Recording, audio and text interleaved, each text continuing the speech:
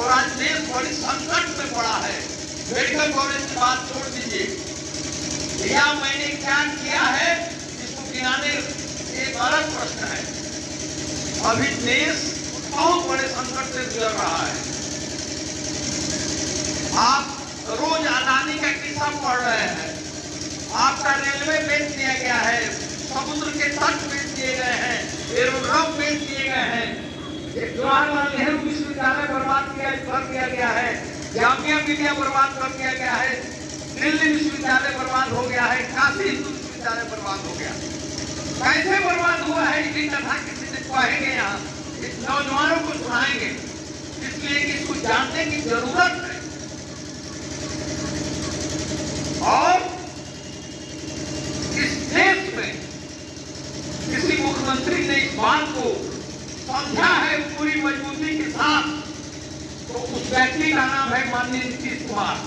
और उन्होंने मोदी और शाह को झटका देने का काम किया है और महागठबंधन बनाया है, और माननीय लालू प्रसाद जी और तेजस्वी जी का समर्थन प्राप्त है, लाल झंडे का भी समर्थन प्राप्त है। ये कोई सामान्य घटना नहीं है।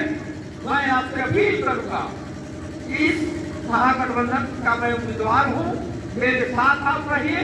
यह राज्य के हित में है, देश के हित में है, दुनिया के हित में है, संविधान के हित में है, लोकतंत्र के हित में है, भाईचारे के हित में है, सेकुलरिज्म के हित में है, सोशलिज्म के हित में है।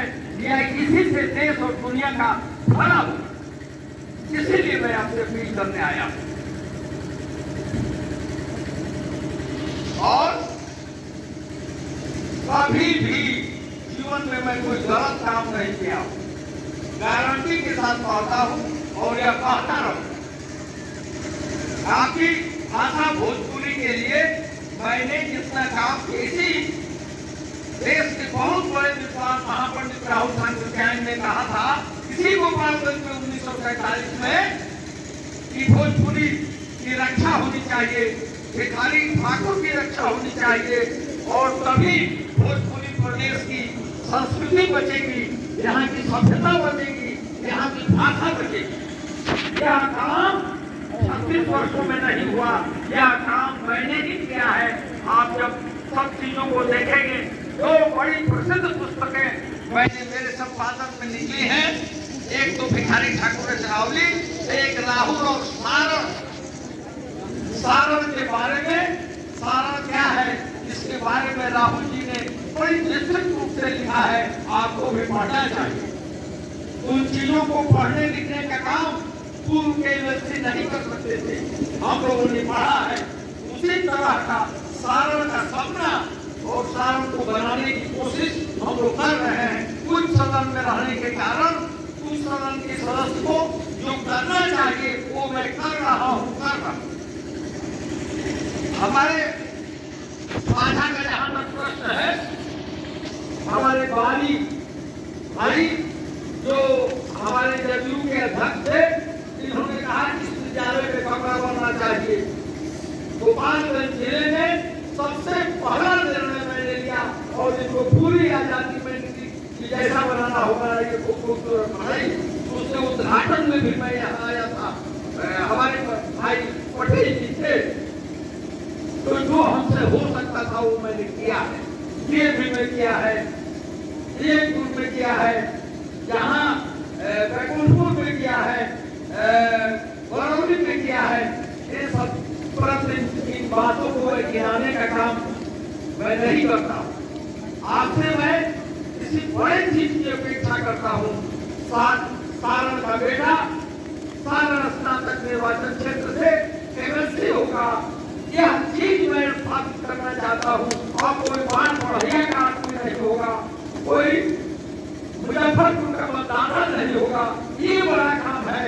70,000 पर 10,000 20,000 पर चुनाव हो जाता था, कोई जानता नहीं था, इसको घरवाल बना दिया गया था। उन सब चीजों को आपकी मदद से हम लोगों ने साफ कर दिया। ये बड़ा काम हुआ। दलित लोगों के पक्ष में मैंने हरिजन शब्द को हटवाने का काम कैबिनेट का डिसीजन करना पड़ा। मैंने सदन में उस प्रश्न को उठाया और पूरे बिहार में हरिजन शब्द को हटाया गया विद्यालयों से। बड़े बड़े प्रश्न जो हमारे सामने आए उनका मैंने समाधान किया और उसको करने का काम किया। तो आप कहिए, शिक्षकों की जहाँ तक बात है, उनके स्थानांतरण का प्रश्न, उनके ओल्ड पेंशन योजना का प्रश्न, वेतन की संगति का सब नेट पर है, आप निकाल के देखिए। जयप्रकाश विश्वविद्यालय के बारे में मैंने क्या क्या कहा है, इन सब बातों को भी नेट पर आप पढ़ सकते हैं। हमारे पास अभी समय नहीं है कि मैं इन चीजों को बताऊं। इसी निवेदन के साथ, इसी प्रार्थना के साथ मैं आपसे अपील करता हूँ, महागठबंधन के सारे साथियों से, सारे प्रखंड अध्यक्षों से, हमारे माले के मित्र चले गए, मैं वामपंथियों का बड़ा सम्मान करता हूँ। आपसे मैं बताता हूँ कि कोई कहता है कि मैं वामपंथी हूँ तो हमारे दिल में उसके लिए बड़ी कदर होती है, और वो है नहीं तो मैं बताता कि सत्यदेव राम माले के विधायक कैसे जीते थे। मैं पार्टी की सीमा तोड़कर मैंने मैरवा में उनकी मदद की थी। अब इस सारण कमिश्नरी से पहला माले का विधायक हुआ था, ये भी उनको जानकारी कर लेनी होगी, वो मालूम नहीं है। अब पर लालू जी ने आरोप लगाया कि वीरेंद्र नारायण यादव जी आपने फूलचंद राम की मदद नहीं करके माले के विधायक की क्यों मदद की।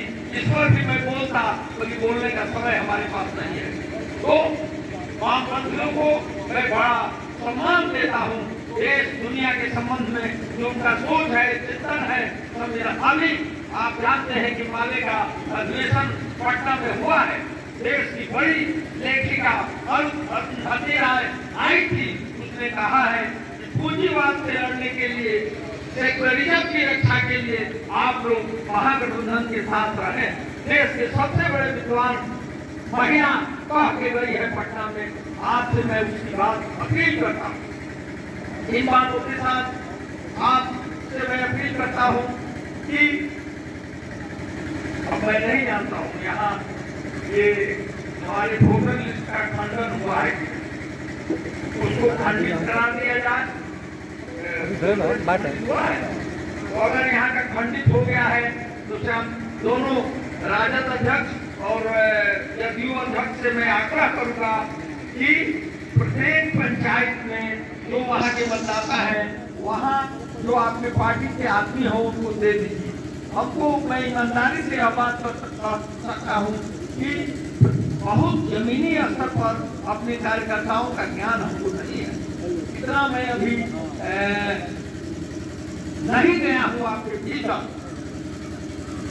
दूसरी बात, जो लोग मतदान केंद्र पर जाएं, सारे लोग जाएं, इस तरह का वातावरण हम लोग बनाएं कि कोई हमारा मतदाता छूटे नहीं।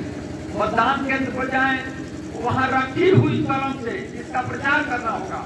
हमारे जो प्रखंड अध्यक्ष हैं उनकी ज्यादा जिम्मेदारी बनती है कि वे मतदान केंद्र पर रखी हुई कलम से मेरे नाम के सामने ऊपर से नीचे एक लकीर खींचनी है। उसको कहते हैं रोमन लीग में एक लिखना, बाकी हिंदी में एक लिख दीजिएगा तो अवैध हो जाएगा। इसीलिए हम लोग उसको सीधी और सपाट भाषा में बताते हैं, ऊपर से नीचे एक लकीर। कुछ लोग हमारे नाम के ऊपर लालटेन बनाते हैं, तीर छाप बनाते हैं, वो गलत हो जाता है। यह हमारे श्याम बहादुर भाई और वारी जी की ज्यादा जिम्मेदारी है। माले के जो हमारे मित्र थे उनकी ज्यादा जिम्मेदारी है, और भी जो कांग्रेस के हमारे मित्र हैं, हमारे विद्यार्थी भी हैं, नेता भी हैं, बहुत बढ़िया बोलते भी हैं, उनकी भी जिम्मेदारी है कि इसका खूब प्रचार प्रसार हम लोग करें, एक भी मत अवैध नहीं। इन्हीं बातों के साथ निश्चित रूप से मैं सहमत हूँ। थोड़ा सा एक कार्यक्रम बनाने में भूगोल के ज्ञान के कारण और मेरी व्यस्तता के कारण मैं बेतिया में था, और ये कार्यक्रम ऐसे बन गया कि अभी बैकुंठपुर जाना है। जितनी अच्छी ढंग से आपसे बात हम करना चाहते थे नहीं कर पाए, और मैं संवाद करता तो हमको अच्छा लगता, और बहुत सी चीजों को मैं आपके सामने रखता। मेरे मन में इच्छा थी आपसे बात करने की, अपने पॉलिटिकल मित्रों से बात करने की। हमारे अगल बगल जो बैठे हुए हैं सबका मैं सम्मान करता हूँ। किसी का नाम मैंने नहीं रखा समय बचाने के लिए, सबको मैं प्रणाम करते हुए, मुझसे अगर कोई गलती हुई है लोकतंत्र में दोनों हाथ उठा के मैं क्षमा मांगता हूँ। जनता से क्षमा मांगना चाहिए। क्षमा मांगने में कोई दिक्कत नहीं है। मैं जानबूझकर मुझसे कोई गलती नहीं हुई है, अगर गलती हुई है तो उसके लिए मैं क्षमा मांगता हूँ। ये हमारे लिए सुधार के लिए मैं आगे कोशिश करूंगा कि इस तरह की गलती न हो। सबको प्रणाम।